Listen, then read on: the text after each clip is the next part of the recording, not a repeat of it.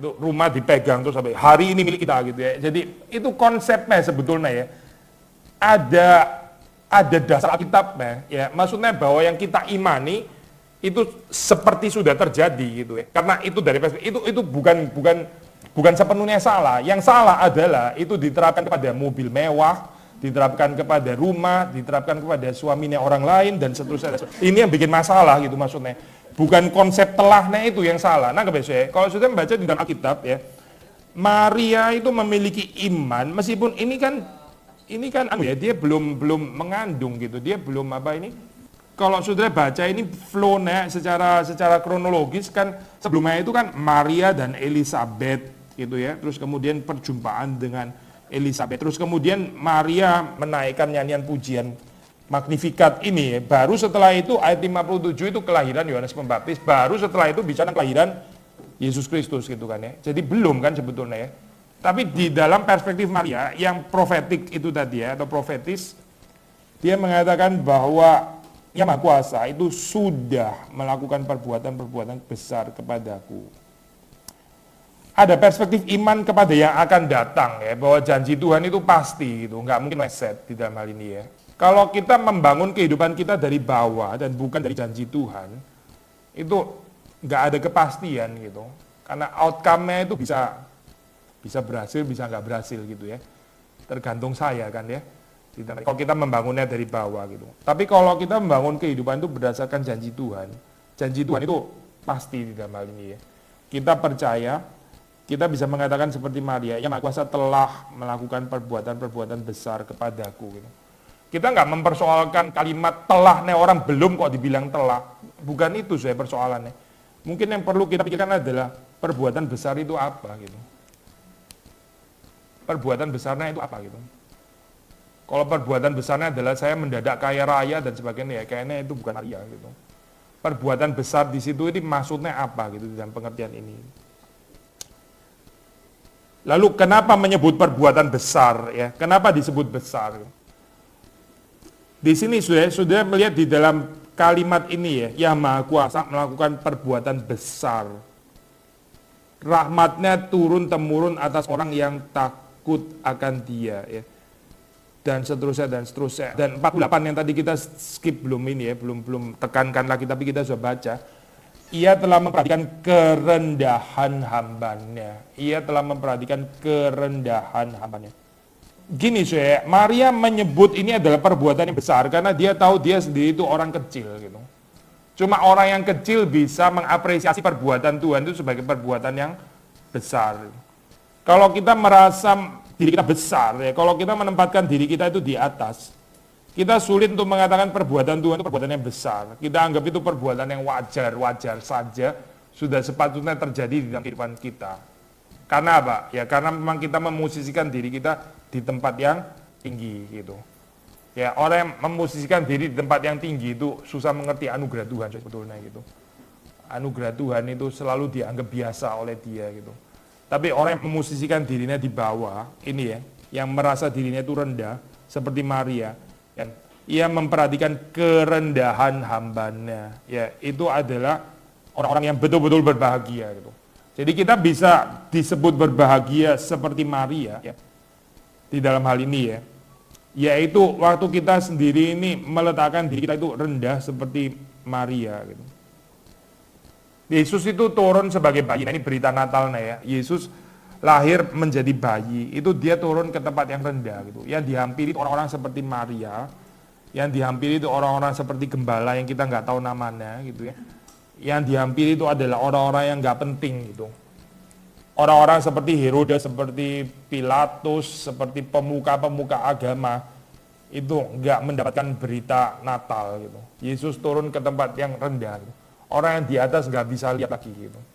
Saya pernah share ini ya di kebaktian, mungkin sudah agak lama. Ada satu museum menarik, saya sampai lupa di mana tempatnya gitu ya. Ini apa? Salah satu museum di dunia inilah, sudah bisa cari sendiri gitu. Itu bikin seni instalasi. Kadang-kadang museum kontemporer ada ini ya, ada kayak tempat saudara nonton gitu loh. Film yang ditayangkan Itu sendiri adalah satu seni, maksudnya bukan film biasa ya. Kalau film biasa nonton bioskop aja gitu, itu bukan museum tempatnya. Tapi itu menggambarkan seni juga gitu, film yang ditonton. Terus ada satu rekaman sih. Rekaman itu diambil angle kamera itu dari sudutnya anak kecil. Sudutnya anak kecil ya, sudah tahu anak kecil. Sudah membayangkan kalau sudah itu anak kecil pengen segini tingginya gitu ya. Itu saudara lihat kemana-mana itu ke atas gitu kan ya. Ya, nangkep ya. Nah itu seluruh film itu diambil dari angle-nya anak kecil gitu. Kita orang dewasa itu ya dua macam reaksi ya. Satu reaksi kita merasa nggak biasa, karena itu bukan angle-nya kita gitu. Angle-nya kita kan dari atas biasanya gitu. Angle-nya anak kecil itu, angle-nya kita itu look down. Angle-nya anak kecil itu look up gitu. Dan melihat yang rendah bersama dengan dia. Kita itu seringkali kelewatan hal-hal yang rendah, karena angle kita itu di atas gitu ya. Dan kalaupun kita lihat rendah, kita lihatnya itu look down. Bahasa Inggris itu bagus sekali, memandang rendah, look down gitu. Tempo hari beberapa waktu lalu saya sempat baca ada satu artikel ini saya Prince Andrew ya kalau nggak salah. Pokoknya inilah ini kerajaan Inggris gitu. Ya Andrew ya kan ya. Dia itu kena tegur gitu. Dia kena tegur. Itu nggak berdasarkan royal procedure ya. Waktu dia di depan umum, dia ngomong sama anaknya itu dia jongkok gitu maksudnya. Itu nggak royal gitu. Dia nggak boleh kayak gitu ya. Ini menarik ya. Peraturan royal di Inggris, saudara kalau ngomong sama anak, saudara nggak boleh jongkok kayak gitu. Ya, maksudnya gimana? Ya nggak bisa kayak gitu. Saudara nggak bisa kayak itu, nggak anggun untuk keluarga kerajaan gitu. Itu precisely yang dilakukan Yesus kepada manusia. Dia bukan cuma jongkok gitu, dia turun sampai ke dalam dunia kita gitu. Dia bukan look down dari atas, bukan gitu. Dia melihat dari angle-nya kita gitu. Sakeus itu struggling ya ke atas gitu, mau melihat Yesus dari atas. Karena badannya pendek gitu. Badannya pendek itu nggak pernah dilihat orang ya. Orang itu lihatnya ke sini, Sakeus ada di sini ya. Semua orang lihatnya di atas itu. Dia sampai mesti naik supaya bisa dilihat oleh Yesus. Yesus bilang, kamu turun. Saya nggak perlu itu gitu. Saya nggak lihat orang baru kamu di atas baru saya lihat gitu. Itu dunia. Saya bukan itu. Turun, saya makan di rumah kamu. Yesus mau melihat Sakeus itu dari kerendahan ya. Dan berita Natal kalau saudara membaca, maksudnya menurut ini ya Maria gitu. Itu Yesus itu memperhatikan Allah, memperhatikan kerendahan hambanya. Ya itu dia turun gitu, terus ngambil angle yang sama. Tadi saya bilang ya cerita di museum tadi ya. Kita ada dua macam reaksi. Satu reaksi kita rasa nggak biasa. Ini angle ya, bukan angle saya gitu. Angle saya biasanya agak di atas. Saya lihatnya biasanya orang-orang hebat. Saya lihatnya biasanya itu dari atas ke bawah. Saya lihatnya biasanya adalah orang-orang penting dan sebagainya. Orang-orang yang berpotensi, orang-orang kaya dan sebagainya. Itu angle saya, bukan angle-nya anak kecil. Ini metafor ya, saya. Metafor itu. Jadi ada yang nggak biasa gitu. Tapi sisi yang lain, sisi yang lain juga reaksi yang lain adalah melihat film kayak begitu kita itu kagum ya. Kagum dalam pengertian saya nggak pernah lihat bagian ini gitu. Di dalam horizon yang bawah ini ada hal yang indah sebetulnya. Saya nggak pernah lihat, saya selalu miss karena saya ngeliatnya selalu di horizon atas gitu. Beberapa kali ada sosial eksperimen ya. Ini hopefully saudara nggak bosan ya cerita ini karena sosial eksperimen juga berkali-kali sini. Orang-orang di dunia bawah itu ya, homeless people ya, lebih gampang membagi ya, daripada orang kaya gitu. Saudara pernah lihat kan ya, itu rekaman-rekaman kayak gitu. Orang homeless yang terus kemudian dikasih uang gitu ya.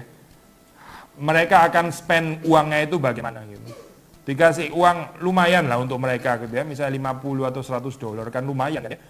Orang kan nggak kasih homeless people segitu kan, itu lumayan banyak lah uang segitu gitu. Terus kemudian dilakukan sosial eksperimen, ada rekaman sebagainya. Dia akan spend uangnya itu bagaimana gitu. Dia pergi ke supermarket, dia beli, dia bagi sama teman-temannya gitu. Homeless people gitu ya, bisa lebih ada belas kasihan. Itu nggak ada di dunianya orang kaya, itu nggak ada. Orang kaya dapat puluhan miliar, nggak ada yang dibagi sedikit pun sama, nggak ada gitu.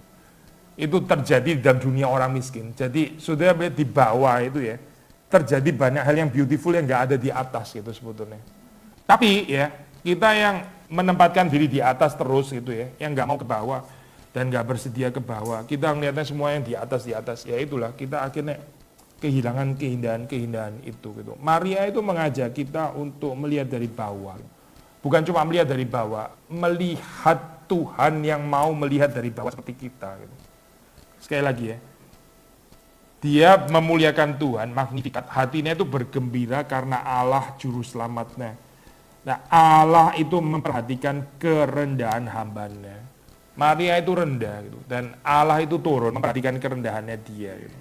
Allah bukan look down dari atas ya, tapi Allah itu turun. Dia sendiri menjadi manusia, menjadi bayi. Karena itu ya, terus kemudian dia mengatakan, mulai sekarang segala keturunan akan menyebut aku berbahagia.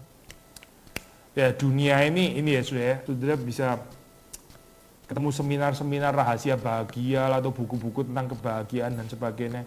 Itu bisa laris itu ya. Saya taruh khotbah-khotbah saya di YouTube saya. Itu khotbah yang paling banyak ditonton itu adalah tentang kekhawatiran hidup. Itu betul-betul mengkhawatirkan untuk saya gitu. Jadi itu adalah khotbah yang paling laris didengar orang, khotbah saya maksudnya ya. Karena di Juan ini banyak orang khawatir, kepingin keluar daripada kekhawatirannya gitu ya. Pak Anton di Kebon Jeruk, dia khotbahnya dia yang paling banyak itu adalah tentang damai. Mirip-mirip ya, yang satunya khawatir, yang satunya cari damai. Sebenarnya sama sih gitu ya. Di dunia ini banyak orang yang nggak ada damai, terus kepingin tahu damai itu apa gitu ya. Kalau kita bikin judul khotbah bagaimana menjadi bahagia, wah itu bisa ditonton banyak orang. Terus terakhir mungkin jadi kurang bahagia setelah nonton itu karena nggak cocok sama konsepnya dia gitu ya. Karena dia sudah punya ekspektasi bahagia itu harusnya bagaimana. Di dalam ayat ke-48 ini ya, sudah melihat Maria itu disebut berbahagia. Disebut berbahagia itu karena apa? Karena dia yang kecil, dia yang rendah itu diperhatikan oleh Tuhan. Dia yang rendah, dia yang kecil itu diangkat oleh Tuhan di dalam hal ini ya. Dia bukan berbahagia karena dia merangkak dari bawah bisa ke atas, bukan gitu. Itu bukan Maria, saya bukan gitu. Mungkin kita kali ya, gereja yang mau mengangkat dia elevated sampai ke atas gitu ya. Dia dari yang rendah kita angkat sampai ke atas dan seterusnya. Itu bukan Maria yang di dalam Alkitab. Maria yang di dalam Alkitab itu diangkat oleh Tuhan gitu, bukan diangkat oleh kita gitu, tapi diangkat oleh Tuhan dan dia pasif menyebut dirinya itu disebut berbahagia. Karena apa? Sekali lagi ya, karena Tuhan itu melakukan perbuatan-perbuatan yang besar. Namanya itu kudus, rahmatnya turun-temurun atas orang yang takut akan dia. Untuk supaya kita nggak salah mengerti ya, maksudnya begini ya, ini supaya bisa membedakan kekristenan itu bukan marxisme ya, bukan gitu. Kekristenan itu bukan komunisme gitu. Maksudnya kita seperti kayak benci sekali terhadap orang yang kaya gitu, orang yang miskin selalu benar dan selalu dipuji-puji terus. Bukan itu ya, bukan gitu. Tapi kenapa di sini ya Tuhan seperti seolah-olah lebih memihak kepada yang miskin daripada yang kaya. Kalau sudah membaca di dalam Lukas, kan ada tulisan berbahagialah orang yang miskin ya, mereka mempunyai kerajaan Allah. Celakalah kamu yang kaya, kamu mendapatkan penghiburan di dalam kekayaanmu gitu. Seperti kayak diskriminasi orang kaya dan memihak kepada yang miskin. Kenapa ada ayat-ayat seperti itu saya? Sudah membaca di dalam ayat ke-50, ini bukan cuma sekedar karena dia miskin ya. Miskin itu one thing, tapi di sini dia takut akan Tuhan itu. Maksudnya begini saya, orang yang miskin tapi nggak takut akan Tuhan, ya itu bukan, ya nggak menolong apa-apa gitu. Dia nggak akan tertolong karena kerendahannya, ada kemiskinan dan sebagainya. Sudah tahu ya di dalam dunia ini ada orang susah sekali ya. Banyak pergumulan, penderitaan kayak gak selesai-selesai, tapi dia juga nggak takut akan Tuhan gitu. Dia juga nggak peduli dengan Tuhan gitu. Tapi masuk dirundung kesulitan demi kesulitan demi kesulitan. Ini belum beres, kesulitan yang lain lagi, kesulitan lain lagi. Kita geleng-geleng kok ini susah bener ya kehidupannya gitu. Kita bukan mengajarkan ini loh saya. Orang yang susah, orang banyak penderitaan itu pasti lebih suci hidupnya. Nggak tentu sih, kan tentu. Ada orang yang dia dibawa, dia miskin, tapi dia takut akan Tuhan dan dia diberkati Tuhan. Karena dia adalah orang yang bergantung kepada Tuhan. Ya. Ada orang miskin ya dan nggak bergantung kepada Tuhan dan hidupnya penuh dengan kesengsaraan yang nggak perlu gitu. Dan dia miskin, tetap miskin gitu. Yang mau saya katakan adalah kita bukan sedang memuja kemiskinan, bukan saya. Kita bukan sedang memuja kerendahan itu sendiri, bukan ya.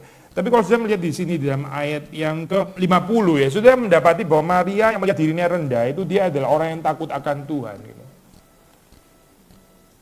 Rahmatnya turun-temurun atas orang yang takut akan dia ya. Takut akan dia itu maksudnya apa saya? Maksudnya kita itu memperhitungkan Tuhan di dalam segala sesuatu. Ya, whether kita di atas atau kita di bawah, kita memperhitungkan Tuhan di dalam segala sesuatu. Kita bukan congkak, kita bukan rasa diri kita itu punya kuasa, ya. Kita bukan rasa kita itu punya power, ya, punya resources cukup sehingga kita akhirnya terus kemudian nggak perlu lagi bergantung kepada Tuhan. Gitu. Orang yang nggak takut akan Tuhan itu nggak peduli dengan apa yang dia lakukan, dia pikir nggak ada konsekuensinya, dan dia pikir dia nggak perlu mempertanggungjawabkannya kepada Tuhan. Gitu. Nanti begitu Tuhan minta pertanggungjawaban telat, gitu. Sudah telat, dia telat gitu. Tapi dia berpikir, ini pikiran luar biasa bodoh ya. Soal Alkitab bilang istilah ini namanya bebal gitu, orang bebal. Orang bebal itu berpikir dia bisa melakukan apa saja as long as dia ada di atas, dia punya kuasa, dia punya koneksi dan sebagainya, dan dia nggak akan dihakimi. Itu lawan katanya orang yang takut akan Tuhan ya. Sebaliknya orang yang takut akan Tuhan, ya dia memperhitungkan Tuhan di dalam kehidupannya. Maria ini mengatakan bahwa rahmat Tuhan itu turun-temurun atas orang yang takut akan Tuhan. Ia memperlihatkan kuasanya dengan perbuatan tangannya dan mencerai-beraikan orang-orang yang congkak hatinya ya. Orang yang congkak hatinya, orang yang sombong, orang yang bergantung kepada kekuatannya sendiri. Itu lawan katanya berita Natal. Natal itu harusnya menolong kita untuk menjadi orang-orang yang lebih rendah hati ya. Lawan katanya itu adalah orang-orang congkak. Ya ini ya, dunia kita itu merayakan Natal dengan cara yang glamorous, dengan cara yang di atas gitu ya. Seperti nggak cocok sekali memang dengan gambaran Natal gitu. Yang ditonjolkan itu adalah gambaran kecongkaan sebetulnya ya, bukan gambaran kerendahan gitu. Tapi kalau kita kembali kepada Alkitab, saudara akan mendapati bahwa Tuhan itu justru meninggikan ya, meninggikan orang-orang yang rendah seperti dibaca di dalam ayat 52 ya. Orang-orang yang congkak, orang-orang yang berkuasa diturunkan dari tahtanya. Ini reversal motif yang terkenal dari Lukas ya, saya sudah pernah bahas di expository gitu. Jadi yang terakhir menjadi yang pertama menjadi yang terakhir ya.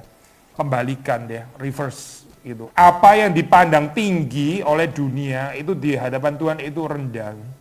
Yang direndahkan oleh dunia itu ditinggikan oleh Allah. Semuanya kayak kebalik ya. Sakius kan orang yang dihindari ya.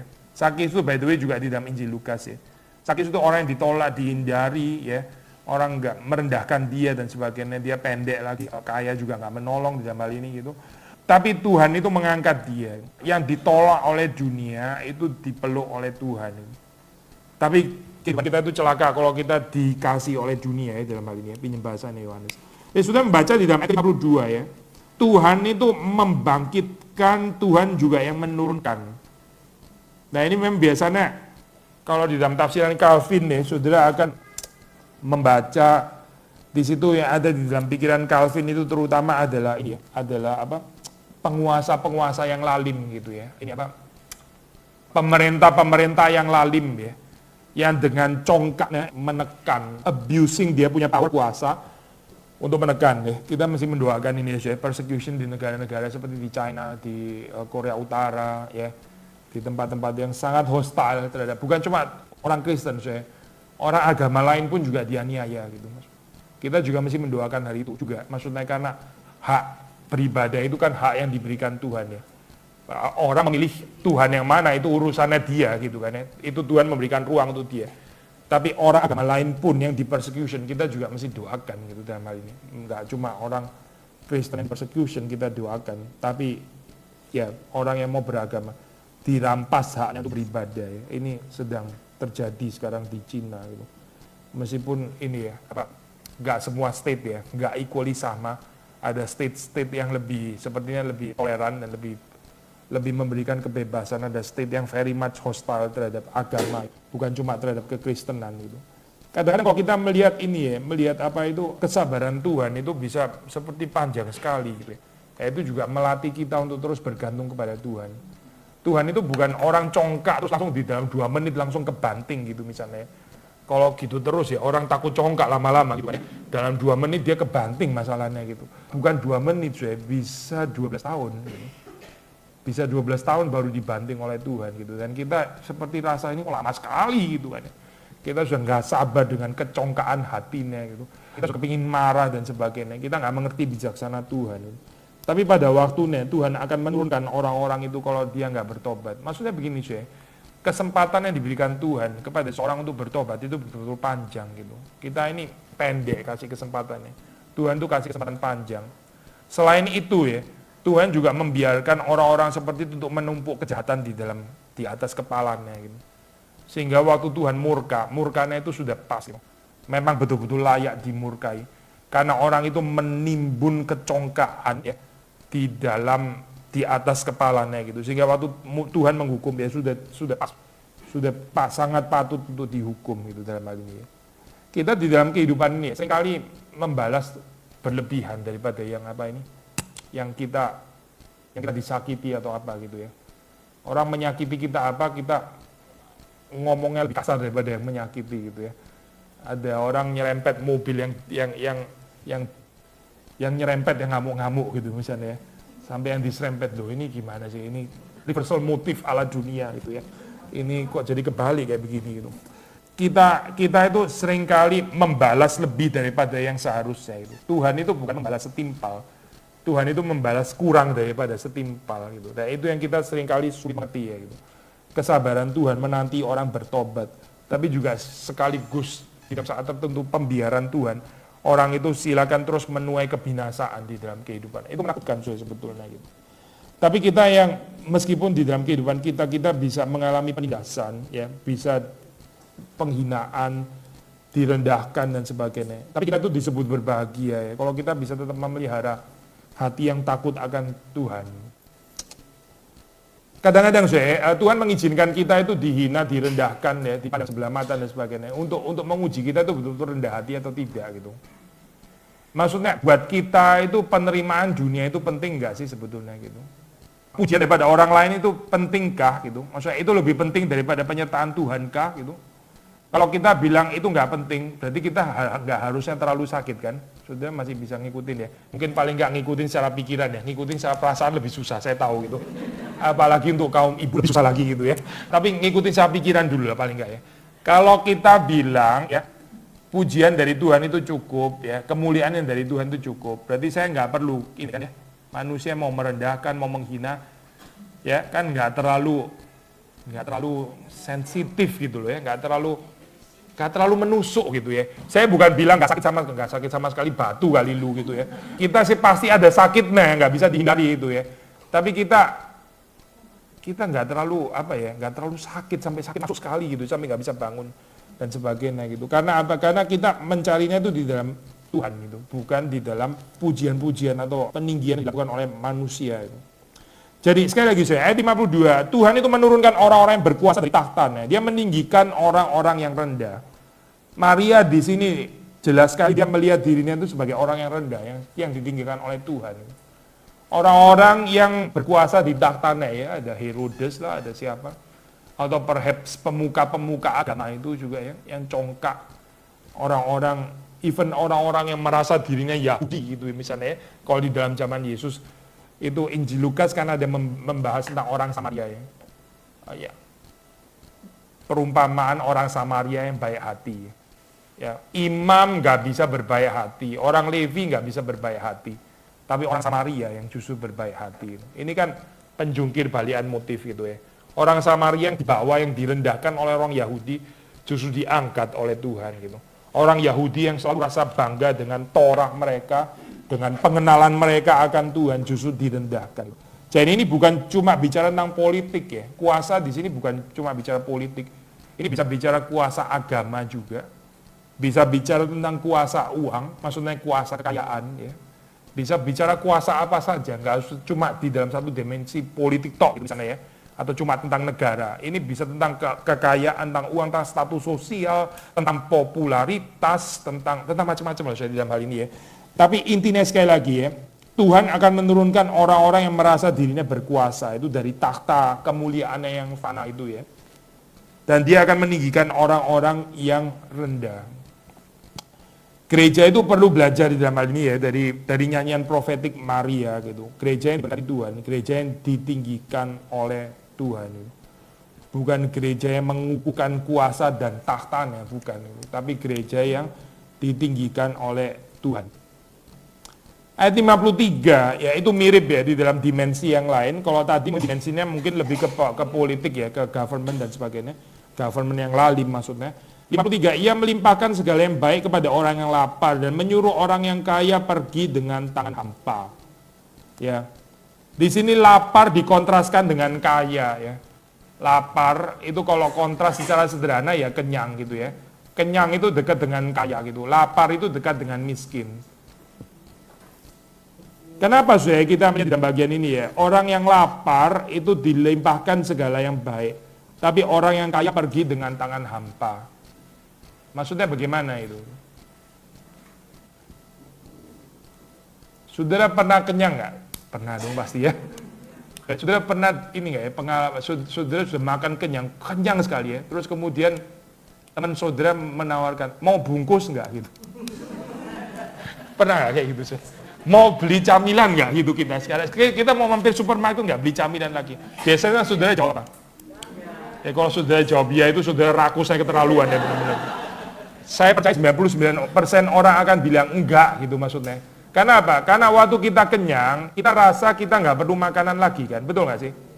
Waktu saudara kenyang, itu saudara rasa, sudah saya nggak mau lagi, sudah enak. Saya malah kok bisa kepingin muntahin sebagian sekarang gitu kan ya. Misalnya itu kalau makannya saya terlalu kenyang gitu ya. Kita biasanya males banget dikasih makanan lagi. Padahal ya, padahal apa sih? Padahal 3 jam lagi mungkin sudah mulai lapar lagi gitu ya. Terus nyesel, kenapa di martabak gak gua terima aja gitu kan ya. Kenapa? Oh kenapa gitu, sekarang mulai lapar lagi gitu. Atau apalagi kalau nunggu sampai besok nih, waktu bangun pagi, sudah pasti lapar itu gitu kan ya. Terus kita mulai nyesel, kenapa kemarin gak ada bungkusan itu gitu misalnya. Intinya adalah ini saya, ini yang kita mau katakan adalah waktu orang itu kenyang ya, itu dia bisa merasa nggak membutuhkan apa-apa gitu. Nah itu confirmed by our everydayness ya. Saya bukan mengatakan mulai sekarang kenyang pun terima, bukan itu ya saya. Ini bukan message saya, bukan itu. Ini cuma pinjam ilustrasi untuk mau mengatakan bahwa orang yang kenyang itu susah untuk terima lagi gitu maksudnya, karena dia sudah kenyang gitu. Kenyangnya itu padahal akan berubah menjadi lapar itu yang dia nggak sadari gitu ya, dia nggak bisa antisipasi. Nah, perasaannya sekarang lagi kenyang, orang mau ini enggak ini untuk besok, enggak besok urusannya, kesusahan sehari untuk sehari, besok saya cari sendiri lebih seger makanannya gitu ya. Untuk besok pun kita nggak bersedia untuk mengantisipasi karena kita sedang kenyang, pokoknya kenyang ya itu kenyang gitu. Besok saya lapar, saya nggak tahu loh, itu urusannya besok lapar dan kita cari makan lagi gitu kan ya. Jadi waktu di dalam keadaan orang itu kenyang, kaya, di atas, tinggi dan sebagainya ya, itu memang dia itu susah, saya menerima segala yang baik itu susah gitu. Tapi kalau orang di bawah, ya kalau orang itu lapar, kalau orang itu miskin, dia itu gampang menerima rahmat Tuhan. Dia itu gampang menerima anugerah Tuhan. Sebetulnya saya yang paling menakutkan dengan kekayaan itu kan itu kan ya. Waktu di atas, saudara nggak bisa lagi menerima gitu. Waduh itu betul-betul celaka saya gitu. Nggak bisa lagi menerima gitu. Berkat Tuhan itu bukan nggak ada, tapi nggak bisa masuk ke dalam kehidupan orang itu. Karena dia sudah di atas gitu. Dia sudah kenyang, dia tawarin lagi makanan sama Tuhan. Saya nggak perlu, saya sudah kenyang gitu ya, saya sudah kenyang. Di dalam hal ini, sudah membaca di dalam ayat yang ke-53 ya, ia melimpahkan segala yang baik kepada orang yang lapar. Ya, orang yang kaya, disuruhnya pergi dengan tangan yang hampa. Nggak ada lagi pemberian dari Tuhan gitu. Dia sudah terlalu penuh tangannya gitu. Sudah nggak bisa lagi menerima. Bukan cuma itu ya, dia pergi dengan tangan hampa, tangan kosong. Gitu. Yang membuat sesuatu itu kosong, ada meaningful, ya ada artinya itu apa sih? Kalau kita bisa menghayati kehidupan ini diberikan oleh Tuhan. Sekali lagi ya, kalau saudara bisa menghayati kehidupan ini pemberian Tuhan, ya, itu saudara nggak akan rasa kosong kehidupan ini. Kosong itu bukan tergantung saudara ada apa atau nggak ada apa. Saudara nangkep poin ini ya. Ini saya sekarang di sini ada apa soalnya? Ini ada air kan, ada gelas itu. Ada atau nggak ada? Ada kan ya? Nah ini ya, ini saya bisa menghayati ini pemberian itu, lalu saya bisa menikmatinya, atau saya melihat ini sebagai sesuatu yang bukan pemberian. Nah kebetulan ya, kalau saya melihat ini pemberian, ya itu hidup saya itu nggak hampa gitu. Tapi kalau saya melihat ini bukan sebagai pemberian, ini saya ngambil, yang ngambil juga saya sendiri kok, yang mau juga saya, even diambilin orang lain, yang suruh kan saya gitu sebenarnya. Ini semua karena saya yang mau, makanya akan ada di sini. Nah ini loh, hidup kayak gini nih kosong sebetulnya gitu. Saudara bisa punya anak ya, bisa punya suami dan sebagainya, tapi bisa tetap kosong gitu. Padahal ada kan, bukan nggak ada kan? Ada loh, ada suami, ada anak, tapi kosong ya. Ada rumah besar, kosong. Kenapa ya gitu? Kosong itu bukan karena ada rumah atau nggak ada rumah. Terus kalau ada rumah berarti nggak kosong. Kalau nggak ada rumah kosong. Bukan itu, bukan itu. Kosong itu karena kita gagal ya menikmati kehidupan ini sebagai pemberian Tuhan. Itu bikin jadi kosong. Gitu. Kalau saudara melihat suami itu bukan sebagai pemberian Tuhan, itu hidup kosong sebetulnya gitu. Bukan lihat sebagai pemberian Tuhan, saudara melihat itu pemberian setan gitu, lebih kosong lagi gitu. Setan benar-benar ini gitu ya. Ada lu itu ada setan di rumah gitu misalnya, ini paling kosong lah itu, cuma kosong lagi, ada setan gitu ya. Itu celaka kehidupan, cicipan neraka kayak gitu ya. Kalau sudah lihat anak itu bukan sebagai pemberian Tuhan ya, tapi pemberian suami yang cenderung menjadi beban itu misalnya kan ya, dan seterusnya. Kita nggak melihat itu sebagai anugerah Tuhan. Kita anaknya banyak bisa kosong loh, saya kosong. Malah kita rasa hidup berarti kalau nggak ada anak, jangan-jangan gitu ya. Itu hidup lebih bahagia kalau nggak ada anak, lu semua keluar studi sana, pergi ke luar negeri, perlu ke Afrika, ke Zimbabwe sekalian sana atau gimana, supaya nggak usah balik lagi dan sebagainya. Kita rasa hidup kita itu kosong karena kita gagal acknowledge, karena kita gagal menghayati kehidupan itu adalah pemberian Tuhan. Maria itu menerima Yesus Kristus ya bayi, itu bukan karena hubungan seks dengan Yusuf, itu natural ya, biasa gitu ya. Saya bukan mengatakan orang yang mendapatkan anak karena hubungan seks terus jadi nggak bisa bersyukur, bukan itu poin saya. Tapi ini seperti sesuatu yang sudah pasti Maria itu harus menghayati itu sebagai berkat Tuhan gitu. Karena ini bukan hasil hubungannya dia dengan Yusuf loh ini. Ini kan sesuatu yang miraculous ya. Sesuatu yang ajaib gitu. Sesuatu yang betul-betul diberikan kepada Maria bukan karena dia itu melakukan satu hubungan natural dengan Yusuf, tapi betul-betul anugerah Tuhan gitu.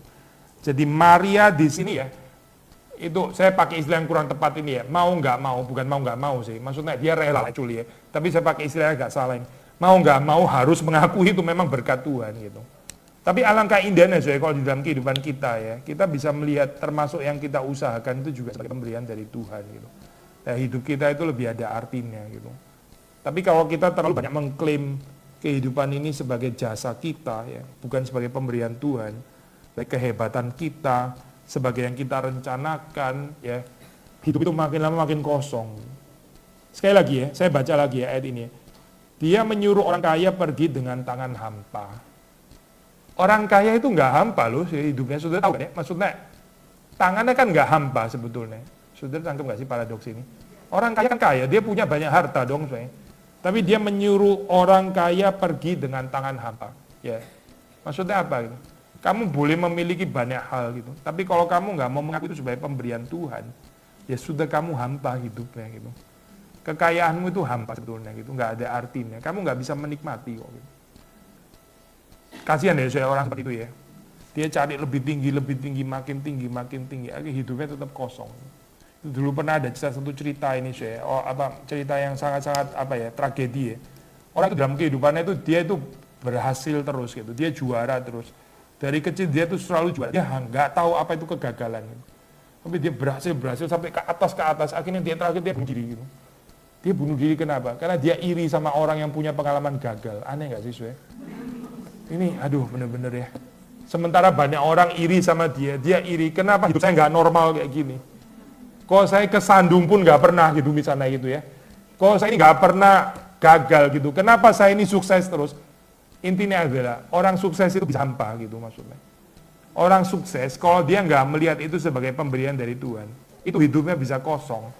Jadi kesuksesan, keberhasilan itu nggak membawa seseorang keluar dari kehampaan, tidak.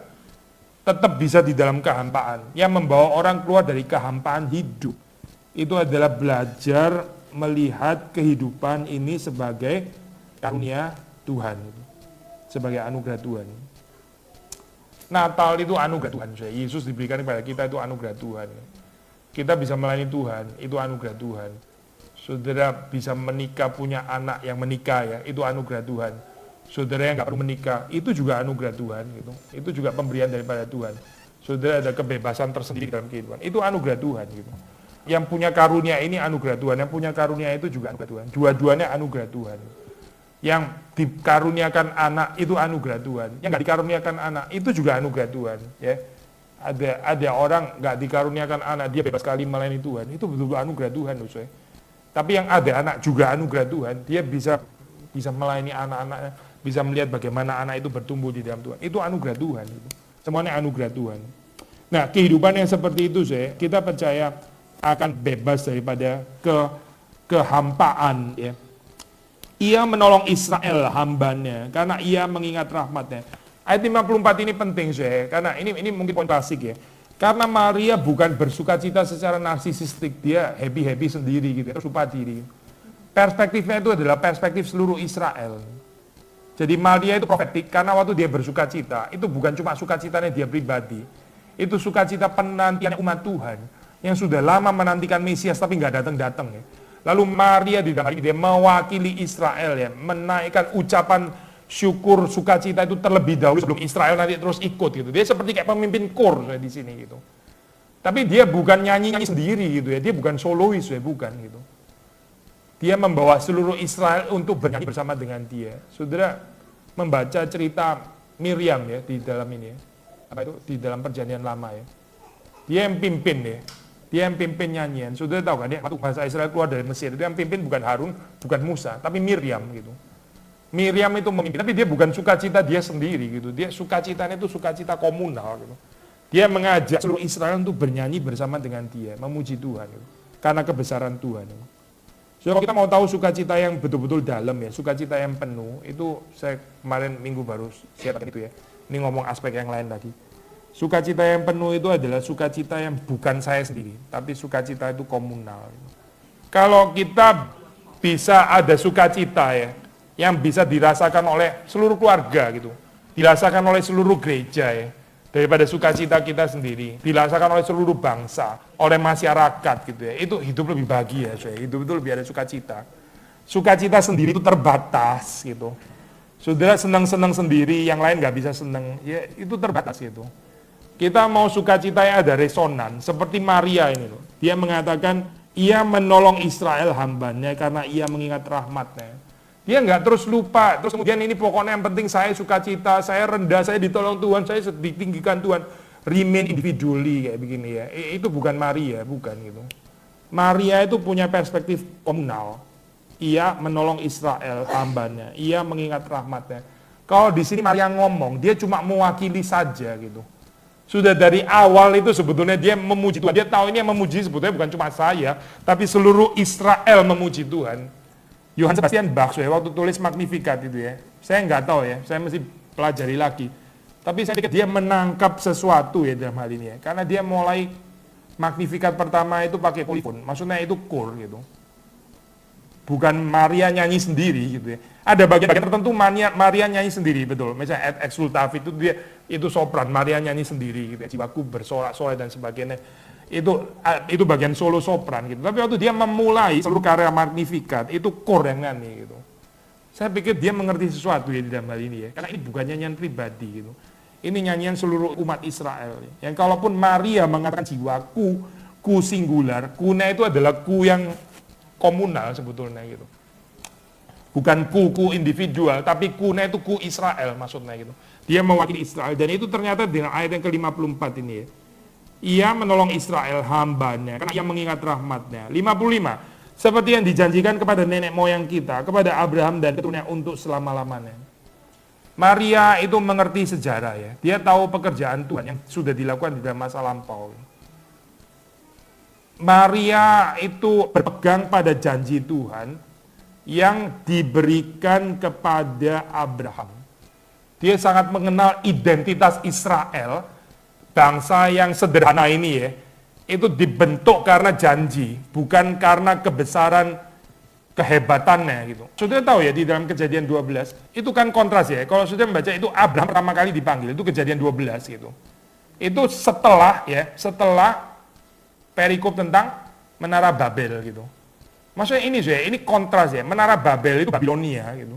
Ini negara besar, itu pembangunan dari bawah ke atas gitu. Dan akan dihancurkan oleh Tuhan. Bangsa Israel itu dimulai dari Tuhan yang mengambil dan berjanji kepada Abraham.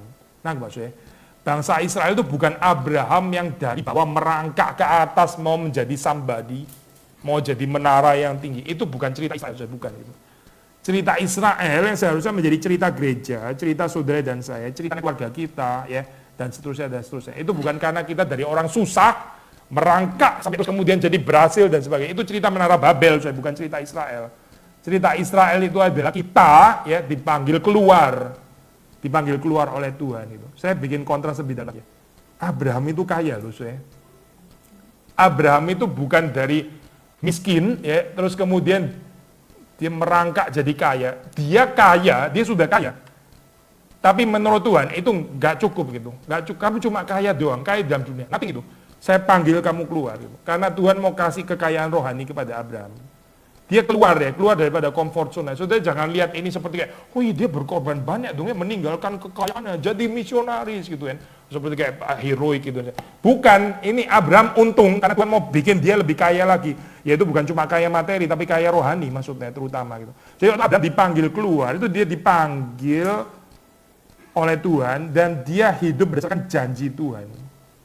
Ada kemiripan ya, saya di dalam perempuan-perempuan yang ada di dalam ini ya, di dalam Alkitab itu ya. Ini salah satu topik yang sering kali diangkat itu adalah topik ini saya, topik kemandulan.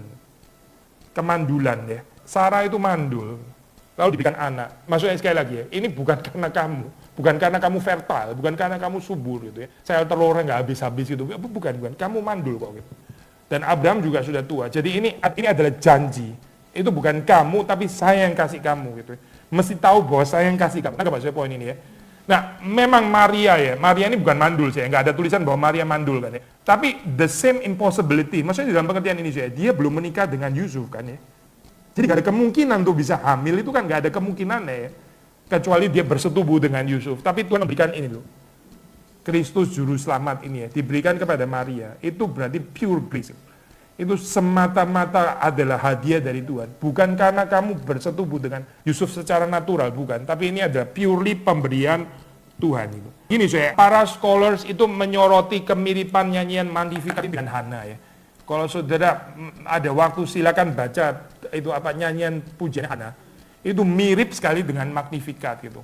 Jadi begini saya, kalau saudara baca dari perspektif Maria itu mengenal janji Allah ya yang sudah diberikan pada Abraham. Dia tuh tahu gitu. Dia tuh tahu identitasnya Israel itu siapa gitu. Bukan bangsa yang merangkak dari bawah terus jadi hebat. Tapi bangsa yang dipanggil keluar ya dari nothingness ya, dari bukan apa-apa dipanggil keluar, lalu terus kemudian diberikan identitas baru karena Allah itu berjanji kepada Israel untuk menjadikan bangsa ini bangsa yang besar. Keturunanmu itu seperti pasir di laut. Karena Tuhan maksudnya, bukan karena kamu jadi banyak dirimu, bukan. Tapi karena berkat Tuhan gitu. Jadi di dalam janji ini ya, itu Maria membangun pujiannya gitu.